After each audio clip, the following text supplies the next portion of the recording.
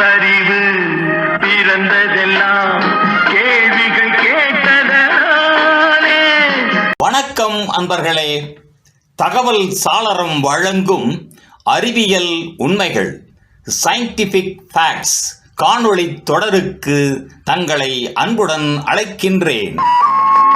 பாலும் பழமும் கைகளில் ஏந்தி பவளவாயில் புன்னகை சிந்தி.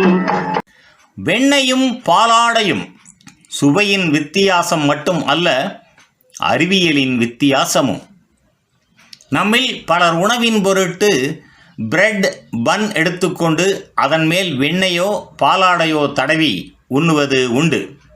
இரண்டுமே பால் சார்ந்தவையாக இருந்தாலும் வெண்ணையும் பாலாடையும் முழுமையான சத்துக்களின் வேறுபாடுகளை கொண்டவை.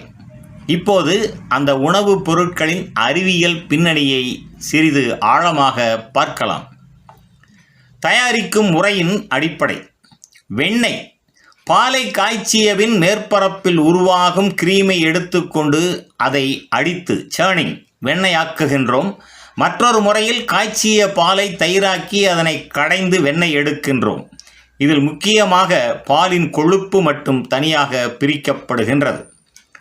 பாலாடை சீஸ் பாலில் பாக்டீரியா கலப்பதாலோ அல்லது என்சைம்கள் பயன்படுத்துவதாலோ பால் உறைகட்டி அதன் நீரான பகுதி பிரிக்கப்படுகின்றது. மீதமுள்ள உறைந்த பகுதியே பாலாடையை கட்டி ஆகின்றது. இது புரதம், கொழுப்பு மற்றும் தாதுக்கள் நிறைந்த ஒரு பூரண உணவு. அறிவியல் அடிப்படை. வெண்ணெய் என்பது வெறும் கொழுப்பு சேர்மம் மட்டுமே. இதில் புரதம் மற்றும் கால்சியம் குறைவாக இருக்கும். பாலாடை என்பது புரதச் சேர்மம் மற்றும் தாதுக்கள் நிறைந்தது. பாலின் முக்கிய புரதமான கேசின் பாக்டீரியா அல்லது என்சைம்கள் மூலம் உருமாற்றப்படுவதால் இது செரிக்க எளிதானதும் சத்துக்கள் நிறைந்ததும் ஆகின்றது. உள்ளடக்கம் மற்றும் பயன்பாடு ஒப்பீட்டு விளக்கம். இப்போது வெண்ணையும் பாலாடையும் எந்தெந்த அம்சங்களில் வேறுபடுகின்றன என்பதை வரிசையாக பார்ப்போம். முக்கிய அம்சமாக வெண்ணெய் கொழுப்பு அடிப்படையிலானது, பாலாடை புரதம் மற்றும் தாதுக்களை கொண்டது. இதன் உள்ளடக்கத்தில் வெண்ணெயில் கொழுப்பு அதிகம், கால்சியம் புரதம் குறைவாக இருக்கும், நுண் உயிரிகள் இதில் இருக்காது. பாலாடையில் புரதம் மற்றும் கால்சியம் அதிகம் இருக்கும். சில வகைகளில் நுண்ணுயிர்கள் உயிருடன் இருக்கும், ஃபெர்மெண்டட் டைப்ஸ். சமையல் பயன்பாட்டில் வெண்ணெயானது தோசை, பிஸ்கட், ரொட்டி உணவுகளுக்கு பயன்படுகிறது. நெய்யாகவும் பயன்படுகின்றது.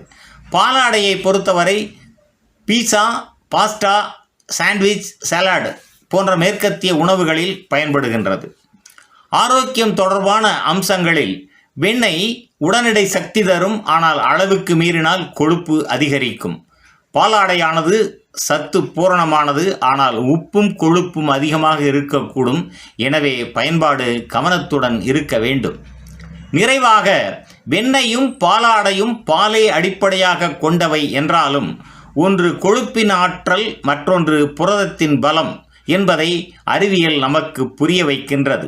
உணவு தேர்வுகளிலும் உடல் நலனிலும் அறிவியல் பார்வையும் முக்கிய பங்கு வகிக்கின்றது. நன்று நண்பர்களே. தகவல் சாளரம் வழங்கும் அறிவியல் உண்மைகள் தொடரின் பெரிதொரு காணொளியில் மீண்டும் சந்திப்போம். நன்றி, வணக்கம்.